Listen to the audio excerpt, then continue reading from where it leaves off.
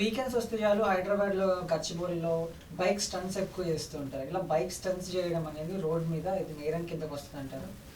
ఖచ్చితంగా శిక్ష పడుతుంది. ఏంటంటే section 19 of motor vehicle act ఏం చెప్తుందంటే, ఒకవేళ మీరు వెహికల్ అన్సేఫ్ మెథడ్లో వాడుతున్నారు అంటే మీకు ఒక 10,000 ఫైన్, 2 years వరకు జైలు శిక్ష, అట్లా కాకుండా మీ బైక్ సీజ్ చేసుకోవడం, మీ లైసెన్స్ క్యాన్సిల్ చేయడం, ఇవన్నీ జరుగుతాయి.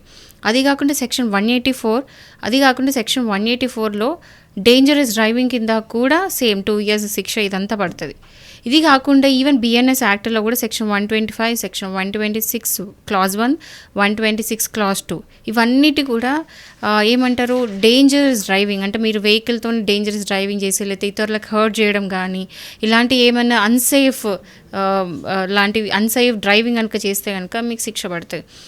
చాలామంది డ్రిఫ్టింగ్ చేయడము, వీలింగ్ చేయడము, సూపర్ బైక్స్తో బయటకు రోడ్ల మీద వెళ్ళిపోవడము, ఇర్రెస్పాన్సిబుల్ డ్రైవింగ్ అండ్ వెహికల్స్ ఇట్లా ఇర్రెస్పాన్సిబుల్ నడిపి ఇంకెవరికైనా హర్ట్ చేయడము, అలాంటి ఏమైనా చేస్తే ఇవన్నిటి కూడా బిఎన్ఎస్ యాక్ట్ కింద వీళ్ళకందరికీ సేమ్ అదే ఏ శిక్ష ఉంటుందో ఆ శిక్ష పడుతుంది అప్ టు 2 years.